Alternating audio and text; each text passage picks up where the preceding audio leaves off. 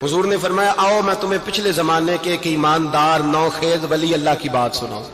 پچھلے زمانے حضور نے فرمایا پچھلے زمانے میں ایک بادشاہ جادو کے زور پہ حکومت کرتا تھا۔ جب وہ ایک جادوگر اس نے رکھا ہوا تھا تو جادوگر اس کو جادو بتاتا، وہ جادو کے زور پر حکومت کرتا۔ جادوگر بوڑھا ہو گیا تو کہنے لگا بادشاہ کوئی نوجوان میرے پاس بھیج دے، اب میں بوڑھا ہو گیا ہوں، میرا پتہ کوئی نہیں کب مر جاؤں۔ ایک نوجوان کی ڈیوٹی لگائی، بڑا زیرک سمجھدار، اپنے رعایا میں سے چن کے جو ذہین فطرت مزاج بچہ تھا وہ اس نے لگایا۔ اللہ کے محبوب علیہ الصلوۃ والسلام فرماتے ہیں بچہ جادو سیکھنے لگا، وقت گزرنے لگا۔ بچہ جب جادو سیکھنے جاتا تو رستے میں ایک راہب بھی تھا جو انجیل جانتا تھا، وہ اللہ اللہ سکھاتا، لوگوں کو حضرت عیسیٰ علیہ السلام کی تعلیمات سے آگاہ کرتا۔ اس نے دیکھا کہ یہاں بھی لوگ کٹھے ہیں تو وہ بچہ اس راہب کے پاس بھی اٹھنے بیٹھنے لگا۔ اب جب اس کے ساتھ اس کی گفتگو بڑھنے لگی تو اس کو باتوں میں لذت آنے لگی۔ اس نے راہب نے پوچھا کہ تو کون ہے اور کس طرح سے آیا ہے، کیا تیرا معاملہ ہے؟ اس نے کہا جی میں جادو سیکھنے جاتا ہوں، آپ کی باتیں مجھے بڑی اچھی لگتی ہیں۔ اس نے کہا دین سیکھ، جادو سیکھنے والے کافر ہو جاتے ہیں، قرآن و حدیث سیکھنے والوں کو اللہ کامل ایمان عطا فرماتا ہے۔ فرمایا یہ سیکھ۔ بچہ بیٹھنے لگا، اس کے پاس آنے لگا، باتیں دل میں گھر کرنے لگی۔ ایک وقت آیا کہ مسلمان ہو گیا، اور مسلمان کیسے ہوا؟ بچہ کہتا میں تجربہ کر کے ہوا۔ اب میں تھوڑا سا وقت جادوگر کے پاس بھی جاتا اور باقی سارا وقت وہاں بیٹھتا۔ میں ایک دن جا رہا تھا تو رستے میں اژدہا تھا، بہت بڑا سانپ تھا، رستہ روک کے کھڑا تھا۔ یہ حضور نے بیان کی حدیث، نبی پاک صلی اللہ علیہ وسلم فرماتے ہیں بچہ کہتا ہے کہ رستے کے اندر سانپ ہے، رستے بند ہے، لوگ چھتوں درختوں پہ چڑھے، حراش ہے۔ کہتے چھوٹا سا روڑا میں نے اٹھایا تو میں نے کہا اللہ اگر جادوگر سچا ہے تو اسے مار دے۔ چھوٹا سا روڑا میں نے پھینکا، اژدہا کوئی نہ مرا۔ پھر چھوٹا روڑا اٹھایا، میں نے کہا اللہ اگر وہ عالم سچا ہے تو اسے مار دے۔ اب جب میں نے روڑا مارا تو اژدہا مر گیا۔ میرے اندر سے گواہی آئی نہیں دین کی باتیں سچی ہیں، نہیں قرآن کی باتیں اسلام سمجھانے کے لیے عرض کر رہا ہوں، اگرچہ اس دور میں انجیل تھی، اللہ رسول کی باتیں اچھی ہیں۔ کہتے میں مسلمان ہو گیا، اب میں نے راہب کے پاس ہی رہنا شروع کر دیا، جادوگر کے پاس چھوڑ دیا۔ اس بچے نے آنا، بادشاہ پوچھتا کہاں زیادہ وقت گزارتے ہو تو وہ بات گول کر دیتا۔ وقت تیزی سے بڑھنے لگا، اللہ نے اس نوجوان میں طاقت پیدا کر دی۔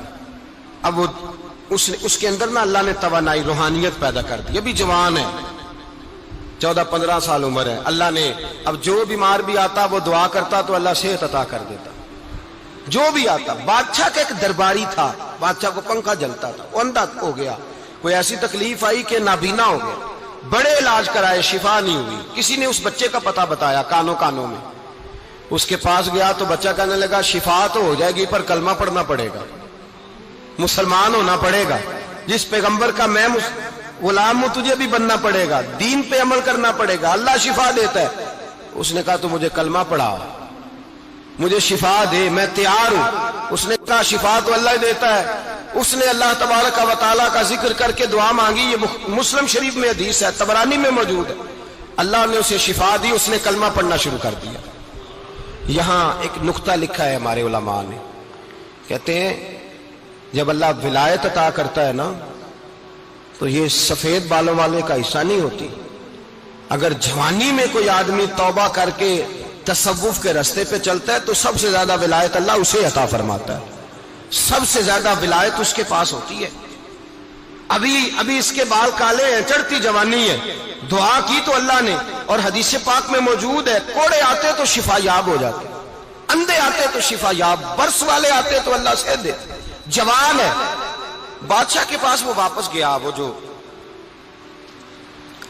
آدمی جس کی آنکھیں ٹھیک ہوئی تھی۔ بادشاہ نے پوچھا کہ کیسے شفا ملی؟ تو کہنے لگا میرے رب نے شفا دی ہے۔ بادشاہ سجدے کراتا تھا، اپنے آپ کو منواتا تھا، معاذ اللہ، کہنے لگا میرے علاوہ کون رب ہے؟ اس نے کہا وہی رب ہے جس نے تجھے پیدا کیا ہے، اور وہی رب ہے جس نے مجھے اندھے کو آنکھیں دی ہیں، وہی ہے میرا مالک۔ کہا اچھا تو مجھے نہیں مانتا؟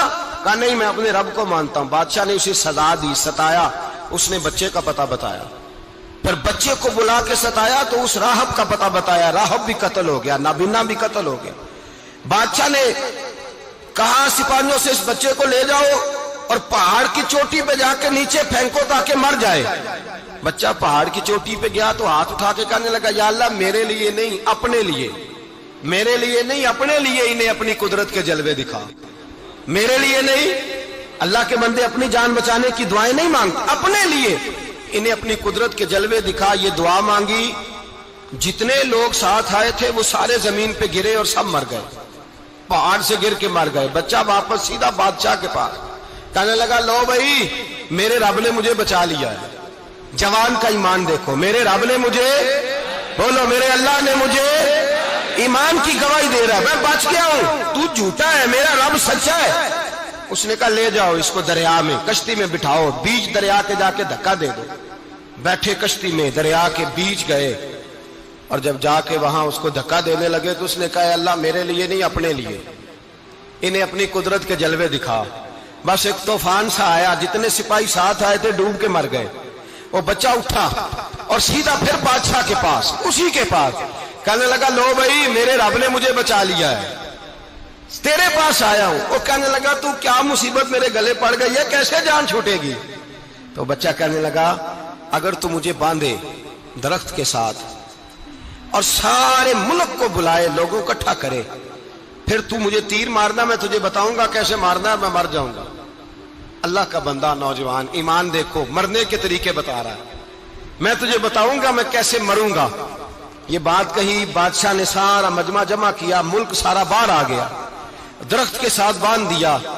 कहने लगा, भाई लोगों ये मुझे मारना चाहता था, मार नहीं सका, अब मैं इसे बताने लगा हूं कि मैं कैसे मरूंगा।